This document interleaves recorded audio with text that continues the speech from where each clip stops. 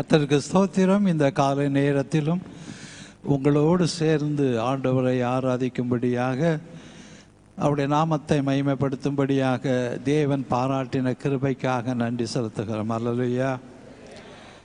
இன்றைக்கு எத்தனை பேர் இன்றைக்கு ஆண்டவர் எனக்கு மேலே அற்புதம் செய்வார் என்று அதற்காக வந்திருக்கிறீங்களா?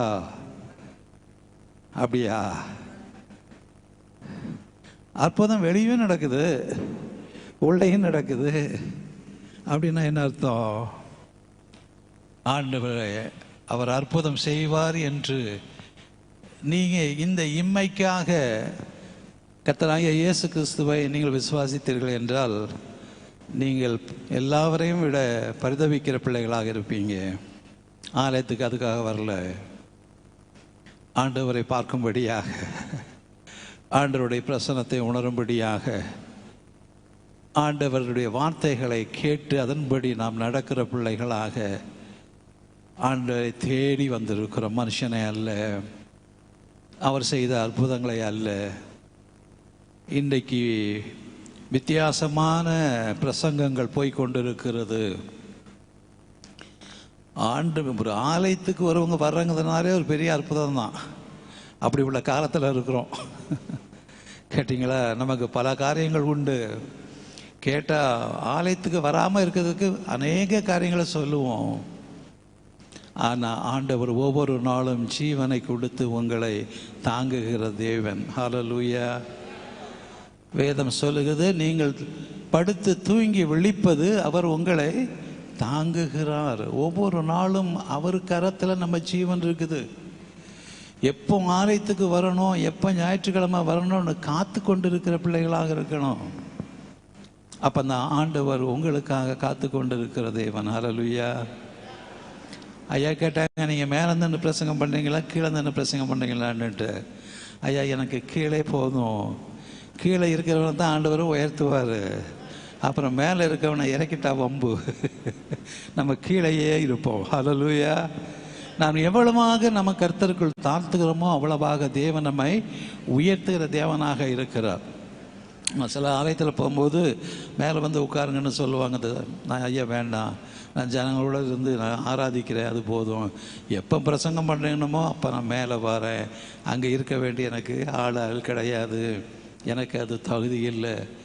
நிறைய பார்த்தீங்கன்னா ஆலயத்துக்கு போகும்போது பாஸ்டர்மாருங்களை வந்திருக்க புதுசாக வந்திருக்க அவங்கள கனப்படுத்துவாங்க. எனக்கு சுத்தமாக பிடிக்கவே பிடிக்காது. தேவனுடைய ஆலயத்தில் ஆண்டவர் ஒருவரை தான் கனப்படுத்த வேண்டுமே தவிர எந்த மனுஷனையும் கனப்படுத்தக்கூடாது ஆலயத்தில். அதனால் நம்ம அவங்கள ரெஸ்பெக்ட் பண்ணுறதுன்னு அர்த்தம் இல்லை. ஆண்டவருடைய ஆலயம் என்று சொல்லும்போது தேவனுக்கே மகிமையை கொடுக்க வேண்டும். அப்பா அவரை முழுவதுமாக கனப்படுத்தக்கூடிய மனுஷன் இன்றைக்கு இருப்பான், நாளைக்கு இருக்க மாட்டான். அவனை தேவனுடைய ஆலயத்தில் கனப்படுத்துவது அது சரியில்லாத காரியம். அதெல்லாம் சொல்லிடுவேன், தயவுசெய்து நீங்கள் பண்ணாதீங்க, நல்லதில்லை. தேவனுக்கு மட்டும்தான் நம்ம கனத்தை, அவர் ஒருவருக்கே கனத்தை கொடுங்க. ஹல்லேலூயா.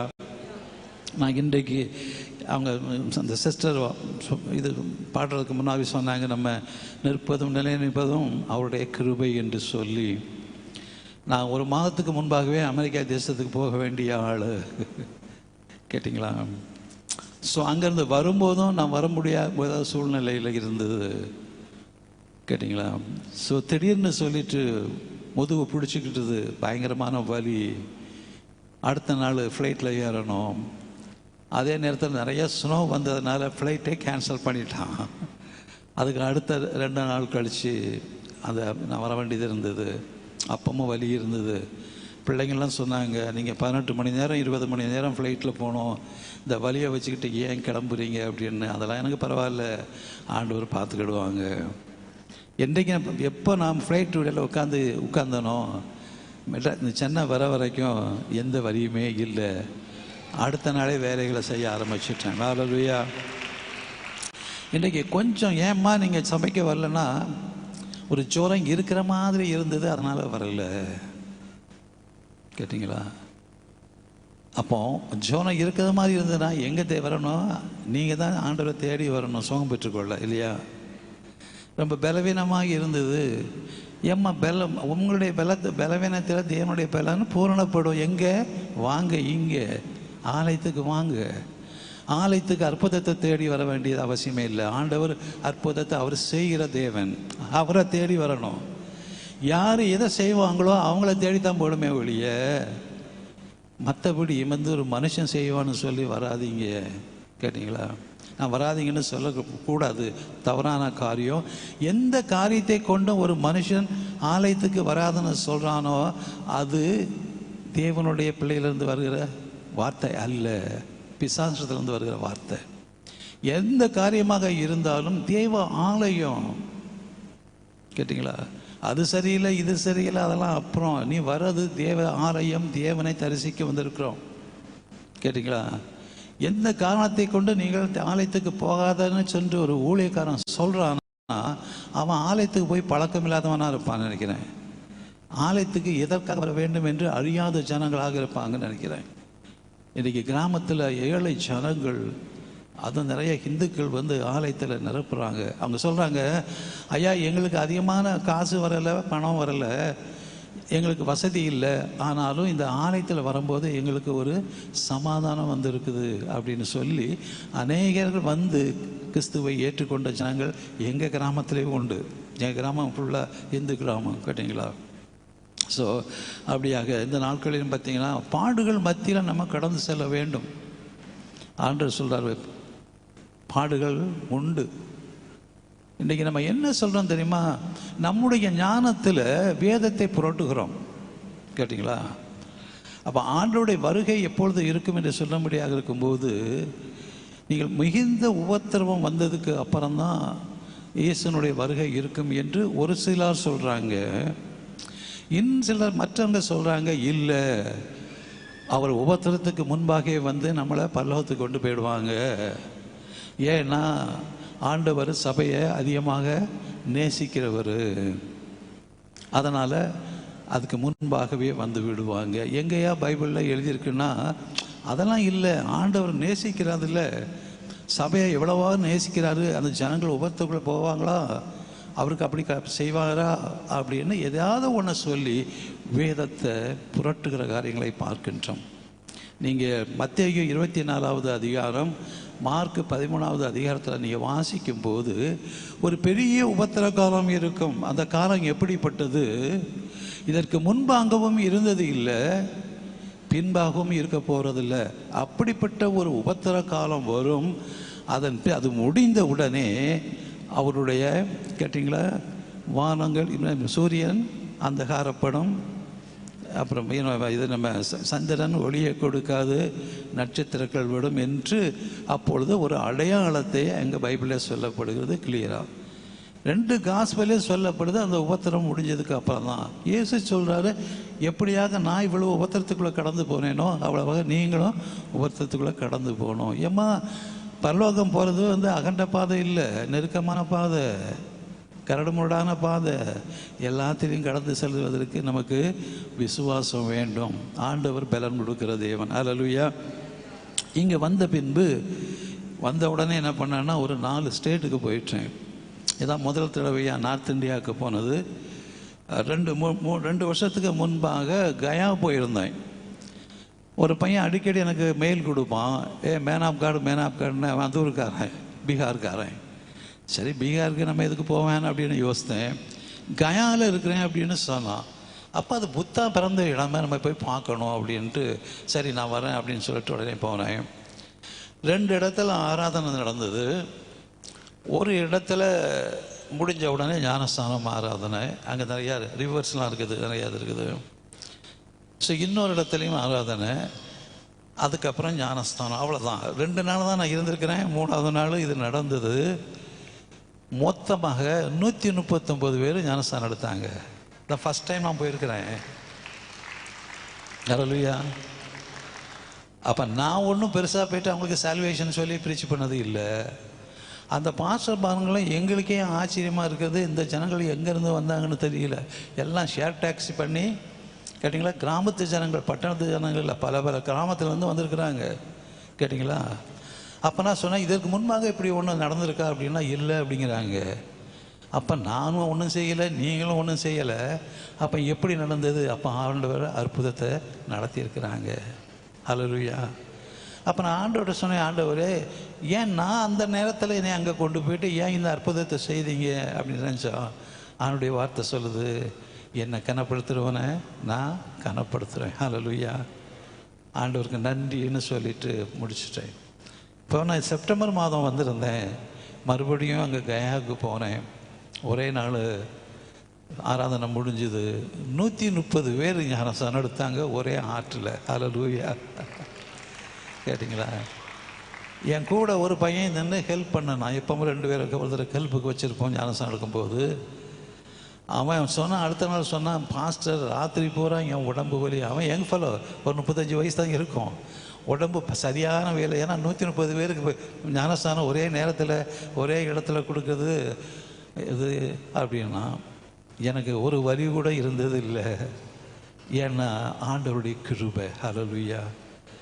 எல்லாம் முடிச்சுட்டு வந்தேன். எங்கே போனேன்னா, உங்களுக்கு குஜராத் போனேன், அப்புறம் மகாராஷ்டிராவில் மினிஸ்ட்ரி இருந்தது, பஞ்சாபுக்கு போனேன், கடைசியில் ராஜஸ்தானுக்கு வந்தேன். ஸோ அங்கே ஆலயங்கள் இருக்குது, 3 ஆலயங்கள் ராஜஸ்தானில் இருக்குது. சப்போர்ட் பண்ணுற பாஸ்டர்ஸ் இருக்கிறாங்க. வந்து மெட்ராஸுக்கு வந்தேன். பிரச்சனை எப்போல்லாம் போய் அலைஞ்சிட்டு வர்றோமோ அப்போல்லாம், ஏன்னா உடம்பு தானே பிரச்சனை. கேட்டிங்களா? சிம்ஸ் ஹாஸ்பிட்டலுக்கு போனேன், சீஃபை பார்த்தேன். அவர் ஒரு வாரம் லீவில் போயிட்டார். அதுக்கப்புறம் வந்து அப்போலோவுக்கு போனேன், அங்கே சீஃபை பார்த்தேன். அவர் சொன்னார், நீ 6 வாரமாவது இங்கே இருக்கணும் அப்படின்னாரு. எனக்கு இருக்க முடியாது, ஏன்னா ஆல்ரெடி 1 மாதம் போயிடுச்சு, அதனால் இருக்க முடியாது. நான் அங்கே அமெரிக்கா போகணும், சபை இருக்குது. அப்போ பார்த்தேன், ஒரு 4 வாரம் இருக்கலாம் அப்படின்னு சொல்லிவிட்டு உடனே டிக்கெட் புக் பண்ணிட்டேன். திருப்பி மறுபடியும் சிம்ஸ் ஹாஸ்பிட்டலுக்கு போனேன். பிரச்சனை. ஆனால் எனக்கு உடம்பில் ஒன்றும் சுகவீனம் கிடையாது. ஆனால் பிரச்சனை பெரிய பிரச்சனை. அது ப்ராசஸிங் பண்ணணும், நாட் த டெஸ்டிங்கெல்லாம் நல்லா இருக்குது, சில காரியங்களை ப்ராசஸ் பண்ணணும். அப்போ அவங்க சொன்னார், ஒரு டாக்டர் சொன்னார், அவர் என் நீஸுக்கு, என் நெஃப்யூக்கு தெரிஞ்ச டாக்டர் தான், சீஃப் அவர் சிம்ஸில். முதல்ல நீங்கள் முடிவு பண்ணுங்கள், அமெரிக்காவில் ட்ரீட்மெண்ட் எடுக்கிறீங்களா இங்கே எடுக்கிறீங்களான்னு சொன்னாங்க. எனக்கு இங்கேயும் எடுக்க முடியாது, அங்கேயும் எடுக்க முடியாது. கேட்டிங்களா? ஏன்னா நம்ம வந்தது ஊழியத்தில் சும்மா வீட்டில் உட்கார முடியுமா? அதெல்லாம் முடியாது. இப்போ கர்த்தருடைய கிருபையினால் இருந்த ஒரு 3 வாரம் முழுவதும் காலையில் ஒரு சர்ச்சு, மேபி சில சமயங்களில் ஈவினிங்கில் ஒரு சர்ச்சில் ஆண்டவர் ஊழியத்தை கொடுத்துட்ருக்குறாங்க. கர்த்தருக்கு ஸ்தோத்திரம், மற்றவர்களுக்கு. ஸோ அப்போ நான் சொன்னேன், அந்த ப்ராசஸ் பண்ணுறது என்னென்னா, அனஸ்தீசியா கொடுத்து உள்ளே ஏதோ பார்த்து எல்லாம் செய்யணும் அப்படின்னாங்க. செலவு எவ்வளோ தெரியுமா? 2,50,000. ஹல்லேலூயா. 2,50,000. நான் பார்த்தேன், 2,50,000 ஆஸ்பத்திரிக்கு கொடுக்கவா? என் மனைவிட்ட சொன்னேன், போகலாம், வீட்டுக்கு போகலாம், இந்த ப்ராசஸ்லாம் எனக்கு வேண்டாம் அப்படின்னேன். அவங்களும் டாக்டர் தான், என் சன்னும் டாக்டர், அமெரிக்காவில் இருக்கிறோம். அவனும் சொன்னான், டேடி இதை பார்த்துருங்களேன், டாக்டர் சொல்கிறாங்களே, இத்தனை சீஃப் சொல்கிறாங்க, பண்ணால் என்ன அப்படின்னா. எனக்கு அம்மா நான் இல்லைப்பா, நான் முதல்ல ஒரு எக்ஸ்பென்சிவ் காஃபி குடிக்கிறதாலே நான் யோசிப்பேன், இந்த காஃபி இவ்வளோ அமௌண்ட்டாக, இதை ஒரு ஊழியக்காரனுக்கு கொடுக்கலாமேன்னு சொல்லி நினைக்கிறார்கள். அதில் கொஞ்சம் கஞ்சம் பிடிச்சுவேன். ஸோ அப்போ நான் சொன்னேன், எங்கள் மனைவிட்ட சொன்னேன், இல்லை வேண்டாம், எனக்கு அவசியமே கிடையாது. ஆண்டவர் எவ்வளவோ கிருபை பாராட்டியிருக்காங்க, எவ்வளவோ எனக்கு மிரக்கல் பண்ணியிருக்கிறாங்க, வேண்டான்னு சொல்லிட்டு வந்துட்டேன். 2 நாள் கழித்து பூரண சுகம் இன்றைக்கு வரைக்கும். ஹல்லேலூயா. இதை விட அதுக்கு முன்பாக ஒரு அற்புதத்தை செய்தாங்க. நான் ஏன் சொல்கிறேன் அப்படின்னா, நம்ம ஆண்டவரோடு இருக்கும்போது அவர் நம்மளை குறித்து அவ்வளவு கரிசனை உள்ள தேவன். ஹல்லேலூயா. கேட்டிங்களா? நம்ம செய்கிற தப்பெல்லாம் மன்னிக்கிறாரு. என்னைக்கா தண்டனை கொடுக்குறாரா? கிடையாது. கேட்டிங்களா? ஆண்டவர் அன்புள்ள தேவன், நமக்காக வந்து மரித்த தேவன். வேற என் தன்னுடைய ஒரே குமாரனே விசுவாசிக்கவர் எவனோ அவன் கெட்டு போகாமல் நித்திய ஜீவனை பெற்றுக்கொள்ளும்படியாக தேவன் இவ்வளவாக அன்பு கூர்ந்தார் என்று சொல்கிறாரு. வேற நம்ம கேட்டு ஏதாவது கொடுக்காம இருப்பாங்களா? நான் சொல்கிறேன் பாருங்கள், நான் ஒரு இந்துலேருந்து வந்தவன், எனக்கு ஜெபம் பண்ண தெரியாது, ஆண்டவரோடு பேச தான் தெரியும். கேட்டிங்களா? ஸோ ஆண்டவர் நான் இந்துவாக இருக்கும்போதே அவருடைய நாமத்தை நான் நேசித்தபடியினாலே அநேக அற்புதங்களை என்னை செய்யும்படியாக வைத்தார். எனக்கும் செய்தாங்க. அவைகளெல்லாம் சொன்னால் பெரிய பட்டியல் கேட்டிங்களா? ஸோ நான் ஒரு வங்கியில் மேனேஜராக இருந்தேன் பேங்கில். அப்போ சேர்மன் ஜெனரல் மேனேஜர்ஸ் வரும்போது அவங்களோட ஊர் சுற்றுற வேலை, திருப்பி ஒரு டெவலப்மெண்ட் டிபார்ட்மெண்ட்டுக்கு போனேன். அவங்களோட ஒரு 10 நாளாவது 5 ஸ்டார் ஹோட்டலில் இருப்போம். அந்த நேரத்தில் கடைசியில் சேர்மன் வந்தாங்கன்னா என்கிட்ட கேட்பாங்க, உனக்கு என்னப்பா செய்யணும் அப்படிம்பாங்க. எனக்கு ஒன்றும் செய்ய வேண்டாம் அப்படின்றவேன். அப்போ அடிக்கடி கேட்க பண்ணோன்னா ஒரு லண்டன் போஸ்டிங் போடுங்களேன் அப்படின்னு. சரின்னா உடனே ஜோனல் மேனேஜரை கூப்பிட்டு நான் லண்டனுக்கு அனுப்புகிறேன், போஸ்டிங் போடுங்கன்னாங்க. அந்த நேரத்தில் நான் பேங்கை விட்டு துபாய்க்கு போகிறேன். எனக்கு என்னென்னா, நான் பேங்கில் மேனேஜர், ஒய்ஃபு டாக்டரு, எங்கள் காசு எங்களுக்கு போதுமானது. ஏழைகளுக்கு ஏதாவது செய்யணுங்கிற ஒரு ஆசை எண்ணம் என் வசதியில் இருந்தது. இப்படிப்பட்ட ஆசை எண்ணம் யார் கொடுத்துருக்க முடியும்? பேங்கில் நல்ல ஜாப்பு, நல்ல வசதி, வீட்டு பக்கத்தில் பேங்கு கேட்டிங்களா, மத்தியானம் சாப்பிட்டுட்டு வர்றது அளவுக்கு பேங்கில் மேனேஜராக இருந்தேன். எல்லாவற்றிலையும் ஆண்டவர் உயர்த்தி வச்சாங்க. இதை விட்டுட்டு எங்கேயாவது போய்ட்டு கொஞ்சம் சம்பாத்தியம் பண்ணணும்னு சொல்லிட்டு யோசித்தேன், நினச்சேன். ஆண்டவர் வழியை திறந்து கொடுத்தாங்க. நம்ம கர்த்தருக்கென்று நம்ம ஒரு காரியத்தை செய்ய நினைக்கும் போது நம்மளை அறியாமலே ஆண்டவர் அதை திறக்கிற தேவனாக இருக்கிறார். அது பார்த்தீங்கன்னா, ஸோ துபாய்க்கு போகணுன்னா என்கிட்ட காசு கிடையாது கேட்டிங்களா, விசா வாங்குறதுக்கு காசு கிடையாது. நம்மளாம் அப்போல்லாம் பார்த்தீங்கன்னா சோஃபா செட்டு கடன், டிவி கடன், இவ்வளோ தான் இருக்கும். நாங்கள் 2 பேரும் சம்பாத்தியம் பண்ணுறோம். அவங்க டாக்டர், நான் மேனேஜரு. அப்படி தான் இருந்துட்டு இருந்துவோம்.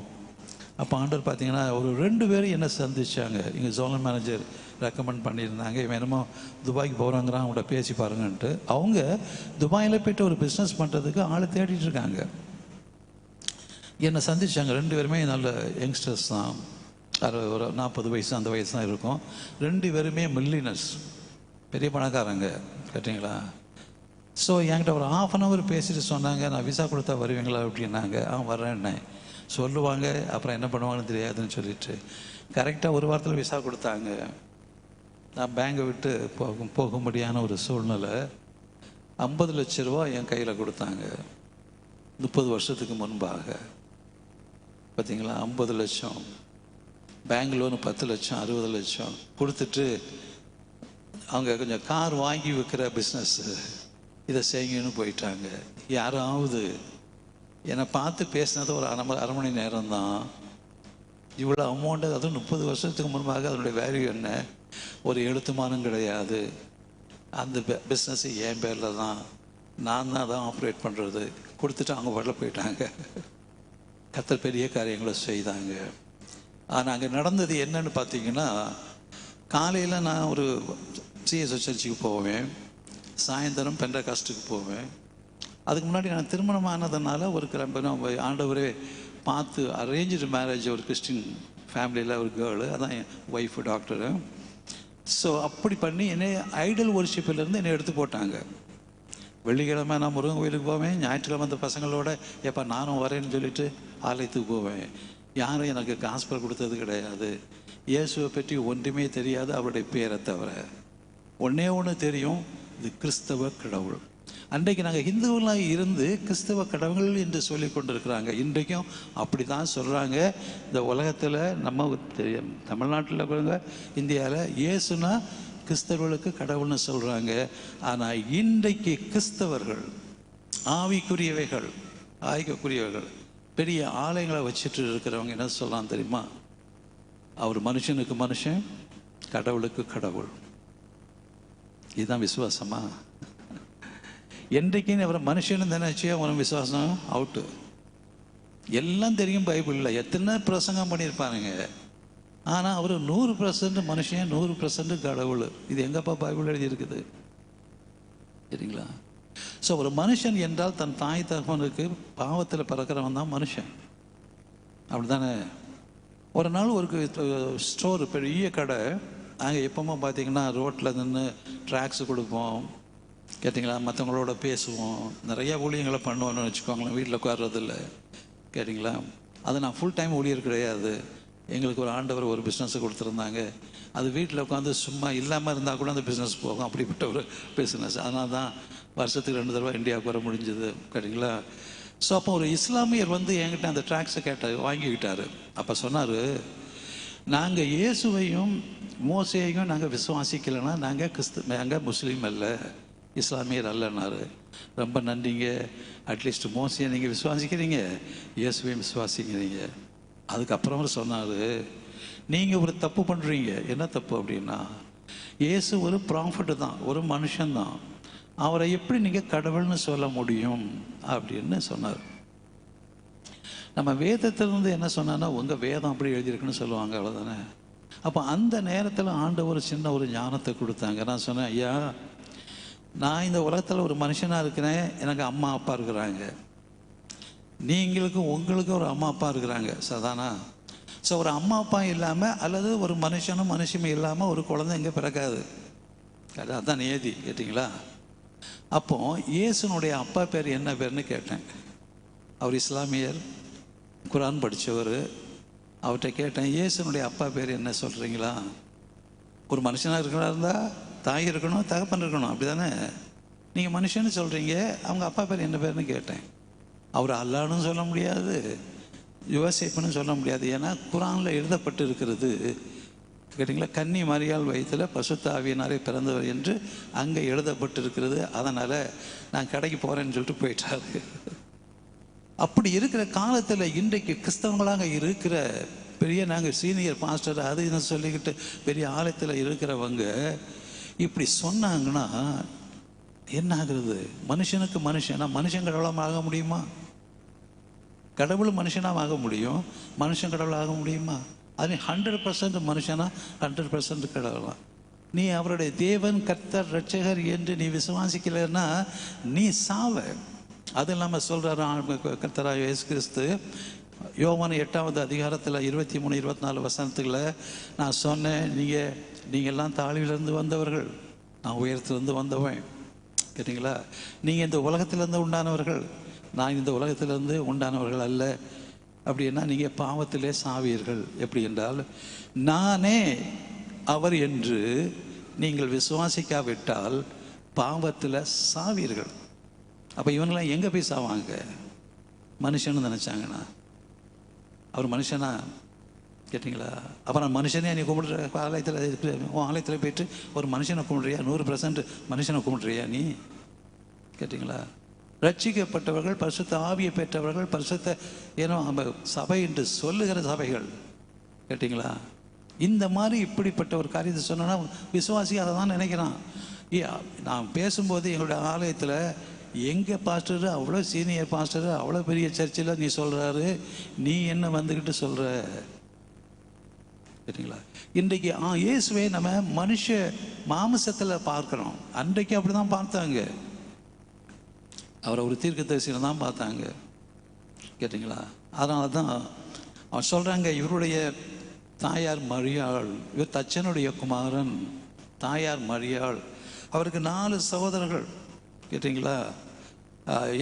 யாக்கோபு, யோசே அண்ட் யூதா. கேட்டிங்களா? இன்னொருத்தர் பேர் வந்து ஜூடா.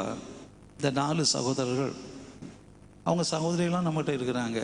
அப்போ அவரை அவர் மேசியான்னு நினைக்க முடியும்? எப்படி தேவனுடைய குமாரன் என்று சொல்ல முடியும்?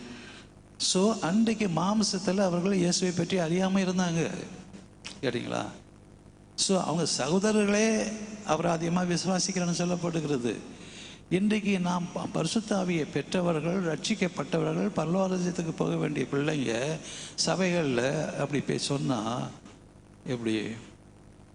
அதுவும் பாருங்க, ஆலயம்னா ஒரு பில்டிங் தானே. எப்போ அப்படி இல்லைன்னா காசு கொடுத்து தானே வாங்கினீங்க, செங்கல் வச்சு தானே கட்டி வாங்கினீங்க. அப்போ எப்படி அது இல்லாமல் இருக்க முடியும்?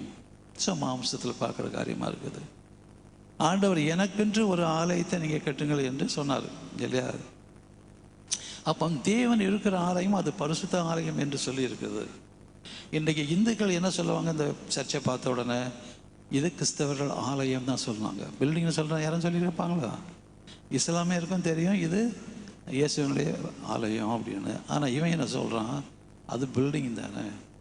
எப்போ நீ உனக்குன்னு ஒரு வீடு கட்டுற, கிச்சன் இருக்குது, பெட்ரூம் இருக்குது, எல்லாம் அப்படியே வச்சுருக்கிற, அது உன்னுடைய வீடு. அதை நீ ஆலயம்னு சொல்லுவியா? ஒருத்தன் ஆஃபீஸ் பில்டிங் கட்டுறான், அங்கே போய் உட்காந்துக்கிட்டு அது எனக்கு என் வீடுன்னு சொல்ல முடியுமா? அப்போ ஒவ்வொன்றுக்கும் ஒன்று இருக்குது. தேவனுக்கென்று கட்டப்பட்ட ஆலயம், அது தேவாலயம், அதில் அவருடைய பிரசன்னத்தை இருக்கிறது. இதை போய் நீ பில்டிங்னு சொன்னேன்னா உன் விசுவாசம் என்ன? சுத்தமாக காலி. கேட்டிங்களா? ஸோ இப்படியாக இன்றைக்கு பத்திரிகைகள் யார் இதெல்லாம் அப்படின்னா ப்ரீச் பண்ணுறவங்க, அது நிறைய பார்த்திங்கன்னா எல்லாருமே ப்ரீச் பண்ண ஆரம்பிச்சிட்டாங்க. விசுவாசிகள் எல்லாருமே பிரசங்கம் பண்ண ஆரம்பிச்சிட்டாங்க. அழைக்கப்பட்டவர்கள், அழைக்கப்படாதவர்கள் எல்லாருமே பண்ணால் எப்படி பண்ண முடியும்? இன்றைக்கு ஒரு மனுஷனை அறிவதற்கு மனுஷ ஆவி வேணும், இல்லைன்னா மனுஷனை அறிய முடியாது. அதே போல் தேவனை அறிவதற்கு தேவனுடைய ஆவி, தேவனுடைய ஆவி இல்லாதவன் என்ன சொல்கிறப்படுகிறது, அவன் அறிந்து கொள்ள முடியாது. இதை தான் பார்க்கணும். கேட்டிங்களா? பைபிளை தூக்கிட்டு அந்த பேர் மட்டும், டைட்டில் மட்டும் போட்டால் முடியாது. ஆண்டவருடைய அழைப்பு இருக்கணும், ஆண்டவருடைய அபிஷேகம் இருக்கணும். அப்பந்தான் ஆண்டவருடைய வார்த்தையாக நம்ம பிரசங்கம் பண்ண முடியும். வேதம் சொல்லுகிறது, ஒருவன் பிரசங்கித்தால் தேவனுடைய வார்த்தையின்படி பிரசங்கிங்க. அது அப்படி இன்டர்பிரிட்டேஷன் பயங்கரமாக சொல்லி எல்லாம் பண்ணுறாங்க. ஏன்னா அவர்களுக்கு ஒரு எக்ஸ்பீரியன்ஸ் கிடையாது. கேட்டிங்களா? ஏதோ ஒரு பைபிள் காலேஜ் போகிறாங்க, எடுத்த உடனே மைக்கை பிடிக்கிறாங்க. உலகம் எப்படிப்பட்டதாக இருக்குது, உலக ஜனங்கள் எப்படிப்பட்டவங்களாக இருக்கிறாங்க, நம்ம எப்படிப்பட்டவர்களாக இருக்கணுங்கிற ஞானமே இல்லாமல் உலகத்தாரை விட கொஞ்சம் கீழாகவே இருக்கிறாங்க. நான் குறை சொல்லக்காக சொல்லலை, நிறைய ஜனங்கள். ஏன்னா அவர்கள் நம்மை பார்க்குறாங்க, இயேசுவை பார்ப்பதற்கு முன்பாக நம்ம பார்க்குறாங்க. அன்றைக்கு அந்த ஒரு இஸ்லாமியரும் ஒரு பிராமியனும் 50 லட்சம் ரூபா கொடுத்துட்டு போயிட்டாங்க. ஒரு எழுத்தமானம் கிடையாது, ஒன்றும் கிடையாது. அந்த கம்பெனி என் பேரில் தான். எதுக்காக? எப்படி பண்ண முடியும்? அவங்க ஆண்டவர் தேவன் இல்லாமல் இந்த காரியம் நடக்குமா? நடக்காது. துபாய்க்கு போகணுன்னு நினச்சேன், ஆண்டவர் வழியை திறந்தார், ஆட்களை கொடுத்தாரு, காசை கொடுத்தாரு. எனக்கு தெரியாத பிஸ்னஸ் மேனேஜர்லேருந்து அங்கே போயிட்டு என்ன பண்ணுறேன் பிஸ்னஸ். ஆனால் ஆண்டோடைய சித்தத்தை பாருங்கள். 15 வருஷமாக நான் கிறிஸ்தவனை ஆனதுக்கப்புறம் ஒரு ஆலயத்துக்கு போயிட்டுருக்கிறேன். ரட்சிப்புங்கிற அந்த வார்த்தை நான் கேட்டதே கிடையாது. 15 வருஷம் நாங்களாம் ரெகுலராக போகிற ஆட்கள். காலையில் வந்தோடனே காலையில் போயிட்டு ஆண்டவருக்கு காணிக்கை போட்டு வர ஆட்கள். கேட்டிங்களா? அப்போ இந்த துபாயில் போயிட்டு பார்த்தீங்கன்னா, நான் ஒரு சிஎஸ்சி சர்ச்சு மார்னிங்கில், ஏன் மார்னிங்கில் போகிறோன்னா இல்லைனா சும்மா தூங்கிட்டு இருப்போம். அது நம்ம ஆண்டவருடைய நாள், சரி அங்கே போகலாம். அங்கே நிறைய தெரிஞ்சவங்களுக்கு ஜனங்கள் இருப்பாங்க. ஈவினிங்கில் அவங்க என்ன நினச்சாங்கன்னா, நான் நல்ல ஊழியத்தில் இன்வால்வ்டு, யார் வந்தாலும் விட்னஸ் கொடுக்குறேன் அப்படின்ன உடனே என்னை யாருமே கண்டுக்கிடலை. என்னுடைய பிரதர், என்னுடைய ஃப்ரெண்டு, அவங்களுடைய மனைவி ஹவுஸ் ஒய்ஃபு, அவங்க தான் கேட்டாங்க, பாண்டியன் நீங்கள் இவ்வளோலாம் ஆண்டவர் பற்றி சொல்கிறீங்க, எல்லாம் செய்கிறீங்க, ரட்சிக்கப்பட்டிருக்கீங்களா அப்படின்னு கேட்டாங்க. அப்படின்னா நான் என்னன்னு கேட்டேன். 15 வருஷமாக ஆலயத்துக்கு போகிறேன், ரட்சிப்புங்கிற வார்த்தை கேட்டதில்லை. இன்றைக்கும் அப்படி தான் இருக்குது. கேட்டிங்களா? ஸோ இன்றைக்கி ஆண்டவர் என்ன கொண்டு அந்தந்த ஆலயங்கள்லாம் பிரசங்கம் பண்ணுறதுக்கு உதவி செய்திருக்கிறாங்க. மெட்ராஸில் மோஸ்ட்டாக பெரிய பெரிய சிஎஸ்எஸ் சர்ச்சில் போயெல்லாம் பிரசங்கம் பண்ணிட்டு தான் இருக்கிறேன். இப்போ கூட இந்த தேடோட நிறையா பண்ணி போயிட்டு தான் இருக்கிறேன். கேட்டிங்களா? ஸோ அப்போ அங்கே பார்க்கும்போது பார்த்தீங்கன்னா என்னென்னு கேட்டேன். அப்போ தான் அவங்க சொன்னாங்க, ஏதோ கல்யாணத்துக்கு ஏன்னா சர்ச்சில் மேரேஜ் ஆகணும், எங்கள் அம்மா அப்பாலாம் சரிடா, அவனுக்கு அந்த பெண்ணு பிடிச்சிருந்தா பரவாயில்ல, கிறிஸ்தவன் ஆனால் பரவாயில்ல அப்படின்ட்டாங்க. ஏன்னா அவங்க பிள்ளைங்க நல்லா இருக்கணும்னு நினைக்கிற ஒரு பெற்றோர்கள். கேட்டிங்களா? ரொம்ப கிராமத்தில் இருந்தால் கூட பிள்ளைங்க நல்லா இருக்கணும் அப்படிங்கிற மாதிரி. ஸோ அப்படியாக இருக்கும்போது பார்த்தீங்கன்னா, அப்போ நான் சொன்னேன் அவங்கக்கிட்ட. அவங்க சொன்னாங்க, நீங்கள் ஆண்டவரை அறிந்து உங்கள் பாவத்தை அறிக்கை செய்து ஒப்பு கொடுத்து அவரை ஏற்றுக்கொள்ளும்படியாக மனம் திரும்பத்தில் பாவம் மன்னிப்புக்கு என்ற ஞானஸ்தானத்தை நீங்கள் எடுக்கணும், பெறணும் அப்படின்னு சொன்னாங்க. அப்போ நான் சொன்னேன், நான் ஒரு வியாபாரம் பண்ணிக்கிட்டு இருக்கிறேன், அதில் நிறையா பொய் சொல்ல வேண்டியது இருக்குது. ஏன்னா சேல்ஸ்மேனாக தானே பொய் சொன்னால் தானே வியாபாரம் உட்கார முடியும். நேற்று கூட ஒருத்தர் சொல்லிட்டு வரும்போது, பாஸ்டர் அவரும் ஒரு கிறிஸ்டின் தான், பிஸ்னஸில் எப்படி பொய் சொல்லாமல் பிஸ்னஸ் பண்ண முடியும் நீங்கள் அப்படின்னு அவர் கேட்குறாரு. நான் சொன்னேன், அப்படி தான் நினச்சேன். அதனால் நான் என்ன சரி பண்ணிவிட்டு நான் ஆண்டவரை நான் ஏற்றுக்கொள்கிறேன், ஞானஸ்தானம் எடுக்கிறேன்னு. அப்போ அவங்க சொன்னாங்க, அந்த நாள் வராது அப்படின்னாங்க. ஏன்னா நீங்கள் இயேசுவை ஏற்றுக்கொள்ளுங்க, அப்போ உங்களுக்கு அவர் உதவி செய்வார்ல அப்படின்னாங்க. நான் யார்கிட்டையும் போய்ட்டு எதுவும் கேட்குற பழக்கமே கிடையாது. கேட்டிங்களா? யார்கிட்டையும் போய்ட்டு என்னதும் விசாரிக்கிறதும் எனக்கு கிடையாது. கேட்டிங்களா? ஸோ அந்த நேரத்தில் நினச்சேன், என்னால் முடியாது, இயேசுவால் முடியும், அப்போ ஏன் நம்ம அவரை ஏற்றுக்கொள்ளக்கூடாதுன்னு சொல்லிவிட்டு அடுத்த வாரமே நான் ஒப்பு கொடுத்து ஞானஸ்தானம் எடுத்தேன், ரட்சிக்கப்பட்டேன், அவனுடைய பரிசுத்த ஆவியை பெற்றுக்கொண்டேன். உடனே அதற்கு அடையாளம் என்ன? எங்கள் வீட்டு பக்கத்தில் ஒரு பையன், எனக்கு ஒரு வாரமாக ஜுரம். அவங்க 2 பேரும் டீச்சர், ஒரு 10 வயசு பையன். இப்போ அந்த மற்ற தேசத்தில் பார்த்தீங்கன்னா இங்கே மாதிரி போயிட்டு மெடிசனை கடையில் வாங்கி சாப்பிட முடியாது. எல்லாமே ரிப்போர்ட் எடுத்து அவங்க டெஸ்ட்லாம் எடுத்து அப்புறம் தான் அவங்க ப்ரிஸ்கிரிப்ஷன் கொடுப்பாங்க, என்ன வாங்கணும் என்ன செய்யணும் அப்படின்னு. அது வரைக்கும் ஒன்றும் பண்ண முடியாது. இந்த பையனுக்கு ஹை டெம்பரேச்சர் எவ்ரி நைட்டு, ஜன்னி வந்துடுமானோ அவங்க பேரண்ட்ஸுக்கு ரொம்ப கஷ்டம். அப்போ நான் நினச்சேன், நம்ம போய் ஜெபம் பண்ணலாமே, இயேசு கிறிஸ்து சுகம் கொடுப்பாரு அப்படின்னு எனக்கு தோணுச்சுது. அப்போ ஃபோன் பண்ணேன். அப்புறம் என்ன ஆச்சு ரிசல்ட்டு அப்படின்னேன். ரிசல்ட்டு வந்துட்டுது, ஆனால் டாக்டர் சொல்லிட்டாங்க நிறைய தண்ணி கொடுங்கன்னு சொல்லிட்டாங்க, 10 வயசு பையனுக்கு எதுவும் கண்டுபிடிக்க முடியலை அப்படின்னாங்க. அப்போ நான் நினச்சேன், நம்ம இப்போ போய் ஜெபம் பண்ணுவோம், இயேசு சுகம் கொடுப்பாரு. அப்போ அவங்களுடைய விசுவாசம் எங்கே போகும்? டாக்டர் சொன்னால் தண்ணியில் போகும். இது எனக்கு அவசியமா? எனக்கு அவசியம் கிடையாது. இது ஏன் நம்ம ஆண்டவரை தொந்தரவு பண்ணுவாங்க? போகலை. அப்போ அவங்க அப்பா கீழே வந்தோடனே நான் சொன்னேன், இந்த விதையை சொல்லி காமிச்சேன். அப்போ அவங்க சொன்னாங்க, டாக்டருக்கு வேறு என்னென்ன பண்ணணும்னு தெரியல, நீங்கள் வந்து ஜெபம் பண்ணுங்க அப்படின்னாங்க. அவங்க வீட்டில் போயிட்டு நான் ஜெபம் பண்ணுறதெல்லாம் பப்ளிக்காக உட்காந்துலாம் ஜெபம் பண்ணுறேன், எனக்கு பழக்கம் கிடையாது. நான் ஹிந்து, கேட்டிங்களா, ஹிந்தி கான்வென்ட்டு, அந்த மாதிரி ப்ரொசீஜர்லாம் நமக்குலாம் தெரியாது. நிறைய ஜெபம் பண்ணவும் எனக்கு தெரியாது. அந்த பையன் வந்து இப்போ நான் வீட்டில் டிவி பார்த்துக்கிட்டு இருந்தான், கதை அடைச்சிட்டு இந்த டிவி ஆஃப் பண்ண சொல்லிவிட்டு, தம்பி இந்த தண்ணியை நீ குடிச்சிட்டு இயேசு என்னை சுகப்படுத்தினதுக்காக நன்றின்னு மட்டும் சொல்லு அப்படின்னு. அவ்வளோதான், வேறு ஒன்றும் சொல்லலை. அவன் அதே மாதிரி தண்ணியை குடிச்சிட்டு இயேசுவா எனக்கு நன்றி நீங்கள் சுகம் பண்ணதுக்குன்னு சொல்லிட்டான். 10 மணிக்கு நான் வீட்டுக்கு போயிட்டேன். அவங்க வீட்டில் சாப்பாடு போட்டாங்க, போயிட்டேன். அங்கேருந்து ஃபோன் வந்துச்சுது. அப்போ அந்த பையன்கிட்டே ஃபோனை கொடுத்துட்டாங்க. அவன் சொன்னான், அங்கிள் கம்ப்ளீட்டாக ஃபீவர் போயிடுச்சு, நார்மல் ஆகிட்டுது அப்படின்னு சொன்னால் ஆன் த ஸ்பாட்டில் பண்ணி வச்சுருவான். இங்கே தான் அந்த கிறிஸ்தவர்களுடைய விசுவாசம் எங்கேன்னு சொல்ல போகிறேன். நான் சொன்ன அந்த பையன்கிட்ட, பாண்டியனங்கள் வந்தாங்க, ஜெபம் பண்ணாங்க, எனக்கு அப்படி ஆச்சுன்னெலாம் சொல்லாதே யார்கிட்டையும். உன்னை சுகம் கொடுத்தது இயேசு கிறிஸ்து. நீ உங்கள் ஃப்ரெண்ட்ஸ்கிட்ட சொல்லு, ராத்திரி இயேசு கிறிஸ்து எனக்கு சுகம் கொடுத்தாரு, அது மட்டும் சொல்லு தம்பின்னு சொல்லிடுறேன். அப்போ தான் என்னுடைய பழக்கம் ஆரம்பத்திலேருந்து. பார்த்தீங்களா, எங்கேயும் கற்றுக்கொண்டதில் நான் சாதாரணமாக இருக்கும்போதே பக்கத்தில் ஆஃபீஸ் போகும்போது அங்கே சர்ச்சு ஒரு கத்தீட்ரல் திறந்தே இருக்கும். காரை கொண்டு நிப்பாட்டிட்டு ஜெபம் பண்ணிட்டு தான் போவேன். வீக் டேஸில் யாரும் எனக்கு சொல்லி கொடுத்தது கிடையாது, யாரும் அப்படி பண்ணுறது கிடையாது. ஆண்டவர் எல்லாமே என்ன வழி நடத்தினாங்கன்னு வச்சுக்கோங்களேன். ஸோ திருப்பி அவங்க ஊருக்கு வந்திருக்கும் போது எங்கள் மனைவி கேட்டாங்க, அவன் பேர் ஜெஃப்ரி, அவன் ரொம்ப உடம்பு சரியில்லாமல் இருந்தான் போலுக்கு, ஃபீவராக இருந்துன்னு.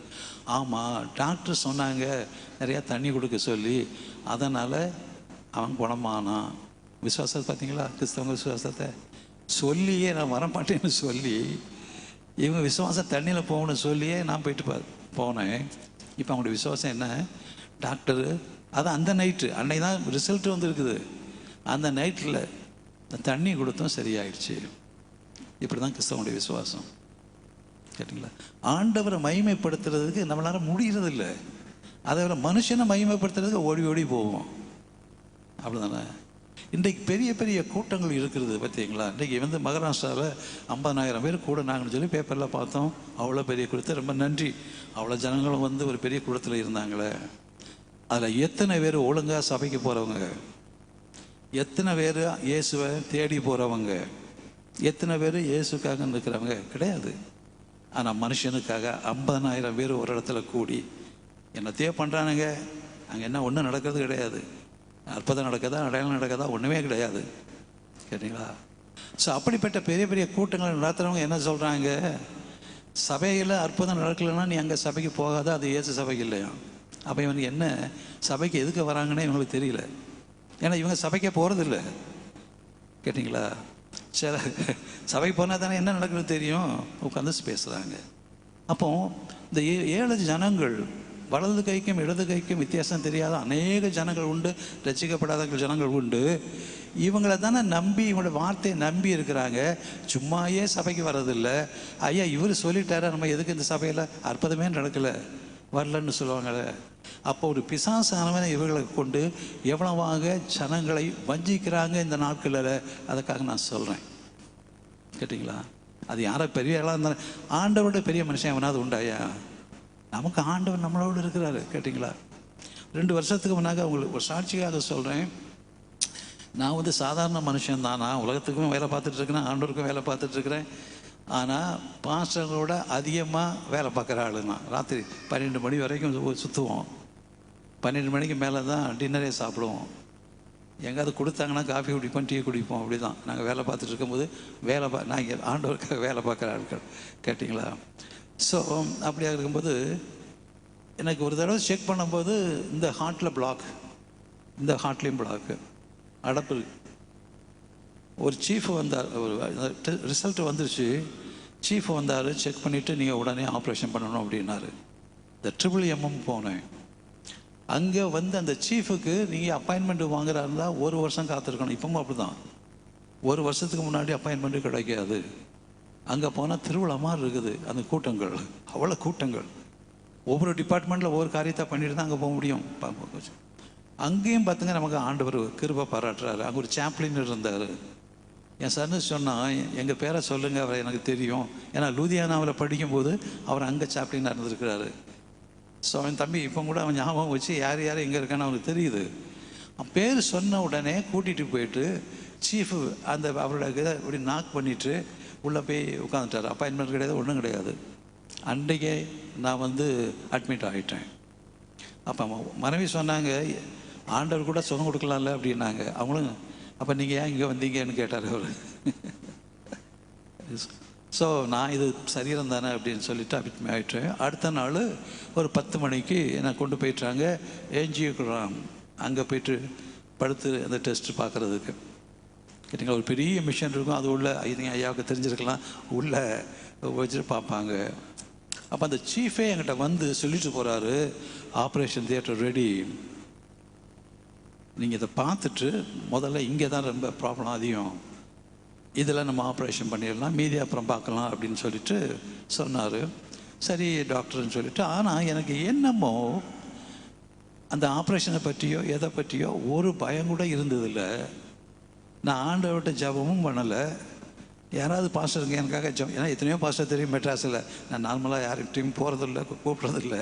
அது ஒரு பழக்கம். ஏன்னா ஆண்டவர் நம்ம கூட இருக்கார், எல்லாம் பார்த்துக்கிடுவாருங்கிறத மாதிரி விட்டுருவேன்.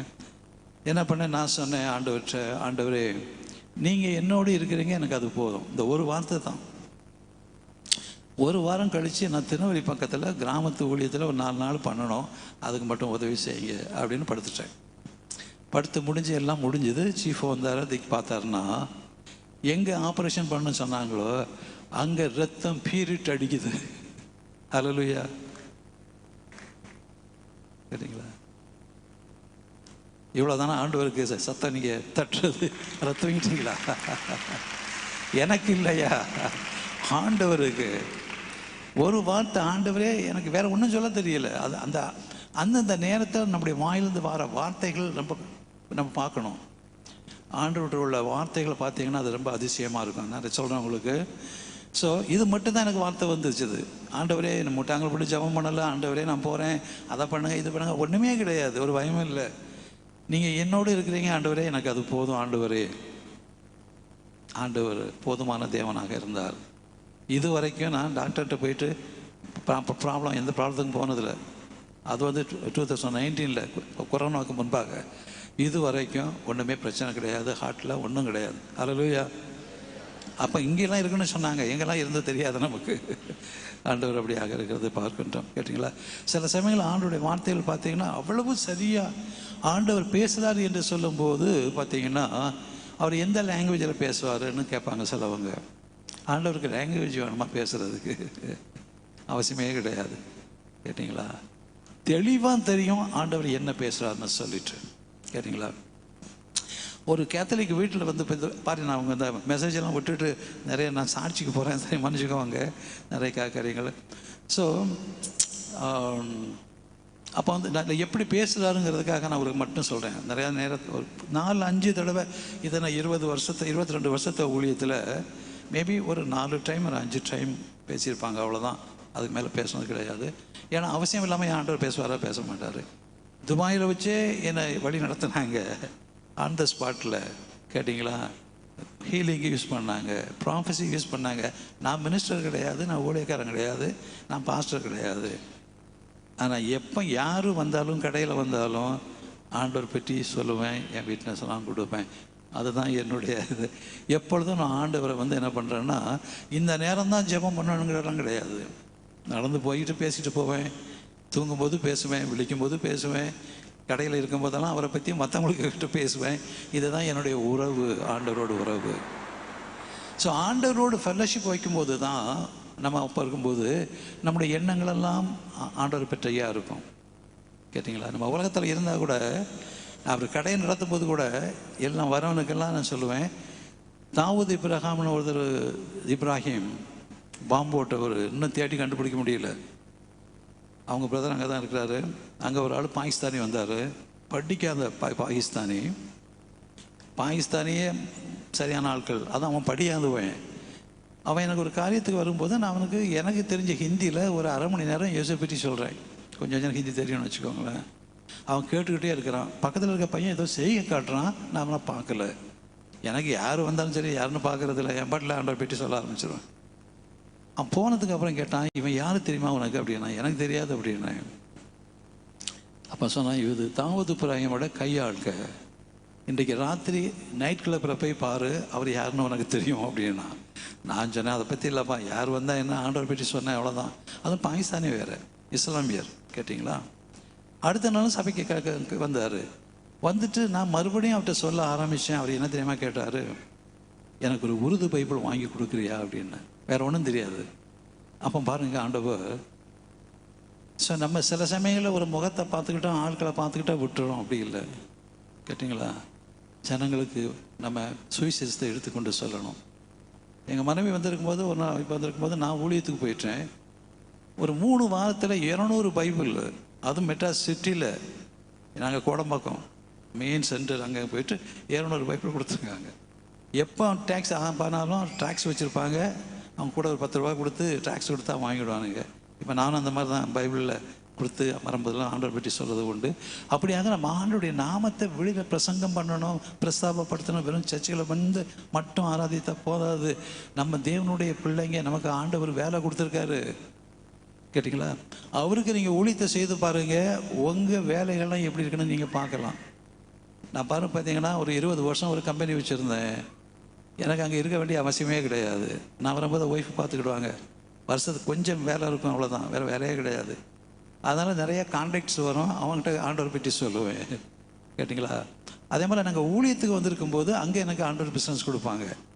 அப்போ அவர் வேலையை பார்க்கும்போது நம்ம வேலையை அவர் பார்த்துக்கிட்டாரு. அதனால் நான் கஷ்டப்பட்டதே கிடையாது. For God's glory, not for me. நான் மோசமான ஆள் தான். பார்த்திங்கன்னா நம்ம பாவியான ஆள், அதில் ஒன்றுமே கிடையாது பெருசாக பண்ணுறதுக்கு. ஸோ அப்படியாக ஆண்டவர் பேசும்போது பார்த்திங்கன்னா அந்த அந்த அந்த கத்தோலிக்க ஃபேமிலியில் ஒருவங்க ரசிக்கப்பட்டிருக்காங்க, இன்னொருவங்க ரசிக்கப்படலை. நம்ம ஃப்ரெண்டு ஒருத்தருக்கு தெரிஞ்சவங்க, நீங்கள் போய் அவங்களுக்கு சத்தியத்தை சொல்லணும்னு சொல்லிட்டா நாங்கள் 3 பேர் போவோம். ஒவ்வொரு டேர்னு எவ்ரி 3rd சாட்டர்டே ப்ளீஸ் பண்ணிட்டு வருவோம். என்னுடைய டேர்ன் வந்துச்சு. அப்போ தான் ஆரம்பம். எனக்கு பார்த்திங்கன்னா ரொம்ப மினிஸ்ட்ரிலாம் இன்வால்மெண்ட் கிடையாது. ஸோ அங்கே அப்போ நான் பார்த்தேன், இந்த கேத்தலிக்ஸ் இவங்களுக்கு வந்து ஆண்டோடைய பிறப்பை பற்றி கூட தெரியாது. அப்போ நம்ம என்ன பண்ணுவோம், ஆண்டவருடைய பிறப்பை பற்றி பேசுவோம்னு கொஞ்ச நேரம் 5 நிமிஷம் பேசிகிட்டு இருக்கிறேன். ஆண்டவர் அப்படியே ஸ்டாப் பண்ணுறாரு. ஒரு காரியத்தை, அங்கே ஒரு பையன், ஹிந்து பையன் இருக்கிறான், அவங்க மனைவி கீழே இருக்கிறாங்க. அவனும் அந்த இதில் உட்காந்துட்டு இருந்தான். அப்போ பார்க்கும்போது பார்த்தீங்கன்னா ஓகே பார்த்துட்டு இருக்கும்போது பார்த்தீங்கன்னா அவன் சொல்கிறாங்க, ஆண்டவர் சொல்கிறாரு, ஒரு காரியத்தை சொல்கிறாரு. நான் இன்றைக்கி இப்போ ஆசீர்வதிக்க போகிறேன், இந்த வீட்டில் ஒரு குழந்தைய கொடுத்து ஆசீர்வதிக்க போகிறேன், அதை சொல்லுங்கிறாரு. எனக்கு தெரியும் அவன் 8 மாதமாக வேலை இல்லாமல் இருக்கிறான். சேலரி ஸ்லிப்பு கிடையாது அங்கே அமெரிக்காவில். அவன் வந்த கம்பெனியை அனுப்பிட்டான், வீட்டுக்கு அனுப்பிட்டான். நீங்கள் என்னென்னமோ பண்ணிக்கோ அப்படின்னு சொல்லிட்டு. இதை எப்படி சொல்கிறது கேட்டிங்களா? அவனுக்கு வேலை கிடைக்க சான்ஸே கிடையாது. ஏன்னா முதல்ல சேலரி ஸ்லிப்பு கேட்பாங்க, எனக்கு அவனுக்கு கிடையாது, 8 மாதமாக வேலை இல்லை. நான் அப்படி தயங்குறேன். ஆண்டவர் ஃபோர்ஸாக சொல்கிறாரு சொல்லுன்னு. அப்போ நான் சொன்னேன் அவங்ககிட்ட, தம்பி, ஆண்டவர் இன்றைக்கு இப்போ உன்னை ஆசீர்வதிக்கிறாரு, இந்த வீட்டில் ஒரு குழந்தையை கொடுத்து ஆசீர்வதிக்கிறாரு அப்படின்னா நாங்கள் ஆராதிக்கிற தேவன் எவ்வளோ பெரிய தேவன் என்பதை நீ அறிந்து கொள்ளும்படியாக ஆண்டவர் இதை இன்றைக்கு உனக்கு செய்கிறாரு அப்படின்னு சொல்லிட்டு வந்துட்டு சொன்னேன். ஆண்டவரே நீங்கள் சொன்னீங்க, நான் சொல்லிட்டேன். 2 காரியமும் கிடையாது. இவ்வளோ அவனுக்கு வேலை எங்கேயாவது கிடச்சி இந்த வீட்டை விட்டு போயிட்டானா இந்த வீட்டில் எப்படி குழந்தை? 2 காரியத்தை சொல்கிறாரு. இந்த வீட்டில் ஒரு குழந்தைய கொடுத்து அவனுக்கு ஆசீர்வதிக்கிறேன், அவனையும் நான் ஆசீர்வதிக்கிறேன்னு சொல்கிறாரு. கேட்டிங்களா? அடுத்த 3 வாரம் போனதுக்கு அப்புறம் அவங்க சாட்சி சொல்கிறாங்க, அவருக்கு வேலை கிடச்சிட்டு. எப்படி கிடச்சின்னு தெரியாது, வேலை கிடச்சிருச்சு. ஆனால் அவர் தூரமான இடம். அப்போ ஆண்டவர் இந்த வீட்டில் ஒரு குழந்தைய கொடுக்கணும்னு சொன்னார். அப்படின்னா அந்த வீட்டு ஓனர் அவங்க சொல்கிறாங்க, அவங்க மனைவி பிறக்கிறாண்டா இருக்கிறாங்க. பார்த்தீங்கன்னா, ஸோ தேவன் எதற்காக நம்மளை யூஸ் பண்ணுறாங்கன்னா நம்ம அவங்களுக்காக ஜெபம் பண்ணலை. கேட்டிங்களா? ஆண்டவர் ஒரு காரியத்தை ஒருவரை ஆசீர்வதிக்கும்படியாக ஒரு மனுஷனை எடுத்து உபயோகப்படுத்துகிறார், அவ்வளோதான். கேட்டிங்களா? ஸோ அப்படியாக ஆண்டவர் நம்ம ஆண்டவர்களோடு இருக்கும்போது ஆண்டவர் நம்மளை எடுத்து அவ்வளவாக உபயோகப்படுத்துறது நிறைய காரியங்கள் இருக்குது. But time இதாகிடுச்சு. ஸோ அப்போ பார்த்தீங்கன்னா ஆண்டவருடைய வருகை இன்றைக்கு பார்த்தீங்கன்னா நம்ம தேவனுடைய வருகைக்காக நம்ம காத்து கொண்டு இருக்கிறோம். கேட்டிங்களா? ஸோ அப்போ ஆண்டவருக்கு வருகையாக காத்திருக்கோமோ எவ்வளவு ஆயத்தப்பட்டவர்களாக இருக்கணும் இல்லையா இன்றைக்கு? ஸோ அப்போ ஆண்டவர் வருகை எப்போ இருக்கும் என்னங்கிறதெல்லாம் நம்ம ஆண்டவர் தெளிவாக வார்த்தைகள் சொல்லப்பட்டிருக்கிறது. மத்தேயு 24, மார்க் 13வது வசனத்தில் எப்போ வருவார், எப்போ அந்த அடையாளம் தெரியும். நம்ம அப்போ இருக்கும்போது ஒருவேளை நம்ம போகாமல் இருக்கலாம். நம்ம எத்தனை வயசு வரைக்கும் இருப்போம், மரித்து போனால் ஆண்டவர் நம்மளை எடுத்துகிட்டு போயிடுவாங்க வரும்போது. அதனால் ஆனால் இதுதான் சத்தியம். பார்த்திங்கன்னா உபத்திரத்துக்குள்ளாக சபை போகணும். கேட்டிங்களா? அதுதான் அது. அந்த உபத்திரவம் எப்படிப்பட்ட உபத்திரவம்? இதுக்கு உலகம் உண்டாவதுக்கு முன்பாக இப்படி இருந்ததும் இல்லை, இருக்க போகிறதும் இல்லை. அப்படிப்பட்ட உபத்திரத்துக்கு பின்பாக அவருடைய அடையாளம் தெரியும் என்று சொல்லப்படுகிறது. இப்போ இன்றைக்கு என்ன சொல்கிறாங்க அப்படின்னாச்சுன்னா, இயேசு கிறிஸ்து வருகை அது ரகசிய வருகை என்று ஒரு அட்டவணையை போட்டுறாங்க. இயேசு கிறிஸ்துவ வருகை அப்போது இயேசு கிறிஸ்து வருகை ரகசியம்னு சொன்னால் அதுவும் ஒரு கல்வனை போல வருவார் சொல்கிறாங்க. கல்வன் வந்துட்டு போனதை வீட்டுக்காரர் தெரியுமா, இருக்க முடியுமா? ஒரு கல்வன் வர்றான், களவாண்டுட்டு போயிடுறான், அதுக்கு அப்புறம் தான் தெரியும் ஐயோ கல்வன் வந்திருக்கிறான் போயிருக்கான்னு சொல்லிட்டு. அவனுடைய நேரமும் தெரியாது, அவன் வருகிறது யாருக்குமே தெரியாது. அப்படி தானே? ஸோ இதை கம்பேர் பண்ணி என்ன சொல்கிறாங்க? இயேசுனுடைய வருகை ரகசிய வருகை. அவனுடைய வருகை ரகசிய வருகை கிடையாது. வேதத்தை வாசிக்கின்றோம். கேட்டிங்களா? அவர் என்ன பண்ண ஆரவாரத்தோடும் 1 தெசலோனிக்கேயர் 4வது அதிகாரம் 16, 17 வாசிக்கும்போது அவர் ஆரவாரத்தோடும் தூதனுடைய சத்தத்தோடும் எக்காலத்தோடும் கேட்டிங்களா அவர் வருகிறார் என்று சொல்லப்பட்டிருக்கிறது. அவர் ரகசியமாக வருகிறாரு. கேட்டிங்களா? ஸோ ஜனங்கள் கண்டு புலம்புவார்கள் என்று எழுதப்பட்டிருக்கிறது. ரகசிய வரிகனை போட்டுட்டு இந்த வசனத்தையும் போடுறாங்க. இந்த வசனம் என்ன சொல்லுது? ஆண்டவர் வரும்போது ஆரவாரத்தோடும் தூதனுடைய சத்தத்தோடும் எக்காலத்தோடும். அப்போ எவ்வளோ தூரத்துக்கு பயங்கரமாக வர்றது, இதை போய் ரகசியம்னு எப்படி சொல்ல முடியும்? ஆனால் வார்த்தை சொல்லுகிறது அந்த 24வது அதிகாரம் கடைசி வார்த்தையில், அவருடைய வருகை நாளும் நாளுகையும் தான் யாருக்கும் தெரியாத ஒழிய அவர் வருகை ரகசியம் கிடையாது. அவர் தேவ மகிமையில் வல்லமையோடும் தூதர்களோடும் அவர் வருவார்னு சொல்லப்பட்டிருக்கிறது. கேட்டிங்களா?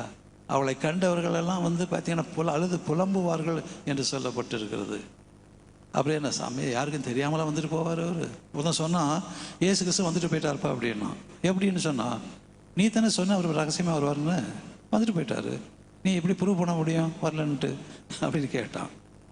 அப்படி தானே? நீ ரகசியமாக வருவாருன்னா நான் சொல்கிறேன் வந்துட்டு போயிட்டாரு, நீ எனக்கு ப்ரூவ் பண்ணு வரலன்ட்டு அப்படின்னா. ஸோ அப்படி அல்ல. அவருடைய வருகை பார்த்திங்கன்னா ரகசியமாக வருதில்ல.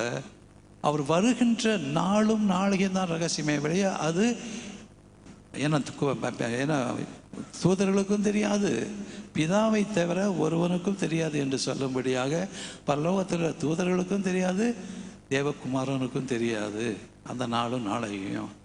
அதையே இன்டர்பிரட் பண்ணி அவர் அப்போ வருவார் இப்போ வருவார்னு சொல்லிட்டு சொல்லப்பட்டு இருக்குது. ஏனென்றால் கள்ள தீர்க்கதரிசிகளும் கள்ள போதர்களும் வந்து அவர்கள் நம்மை வஞ்சிப்பார்கள். நல்ல அழகாக பேசுவாங்க, நம்ம நம்புகிற மாதிரி. கேட்டிங்களா? அதனால் நீங்கள் போகாதீங்க. ஆண்டோடைய வார்த்தை அப்படிப்பட்டது.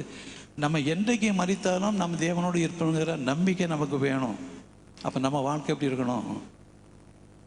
ஒரு பாவத்தை பண்ணிட்டு ஒரு பையன் கேட்டான், 5 நிமிஷம் தான் இருக்குது, நான் ஒரு பொய் சொல்லிட்டேன், நான் காரில் போகும்போது ஆக்சிடெண்ட் ஆகிடுச்சு, நான் மன்னிப்பு கேட்கல, நான் பரலத்துக்கு போவேனா போக மாட்டேனான்னு கேட்டான். கொஞ்சம் ஒரு மாதிரி ராங்கு பிடிச்ச ஆள். நான் வந்து நீ போக மாட்டேன்னு சொன்னால், பாஸ்டர் சொல்கிறாரு பொய் சொன்னவரெலாம் போக மாட்டாங்கன்னு, பாஸ்டர் பொய்யை சொல்லிட மாட்டாரோ அப்படிம்மா. கேட்டிங்களா? நீ போக மாட்டேன்னு சொன்ன என்ன பேர், பாஸ்டர் சொல்கிறாரு பொய் சொன்னால் கூட போக மாட்டேன்னு சொல்கிறாரு, எப்படி அவன் திருத்துவான்? அதனால் சொன்னேன், தம்பி நீ பரலோகத்துக்கு போகிறதும் போகாததும் ஓம் பிரச்சனை, ஆண்டவர் அது உன்னுடைய காரியம். ஆனால் எனக்கு தெரியும் பொய்யர்கள் பரலோக ராஜ்யத்தில் பிரவேசிக்க மாட்டார்கள். அதுதான் எனக்கு தெரியுமே ஒழிய நீ போகிறதோ போகலையோ அது ஓம்பாடு அப்படின்னு சொல்லிவிட்டேன். ஸோ இப்படியாக வந்து பார்த்தீங்கன்னா நம்ம அநேக நேரங்களில் எது இருந்தாலும் நம்முடைய பைபிளை வாசித்து ஆண்டவர்கிட்ட நம்ம சத்தியத்தை தெரிந்து கொள்வது, அதுதான் ஒரு சத்தியத்தை அறிவீர்கள் சத்தியம்தான் விடுதலையாகும். இன்றைக்கு யூடியூப்லேயோ மற்ற காரியத்திலோ நிறைய பிரசங்கிக்கிறார்கள். யார் பிரசங்கம் பண்ணார்கள் என்று சொல்லி அப்படி இல்லை, அவர்கள் எதை பிரசங்கிக்கிறார்கள், வேதம் என்ன சொல்லப்படுகிறது என்பதை அறிந்த ஜனமாக நம்ம இருக்கணும். அதுக்கு தான் மாரியங்கள் இருக்குது. பாஸ்டருங்க அழகாக போதிக்கிறாங்க. கேட்டிங்களா?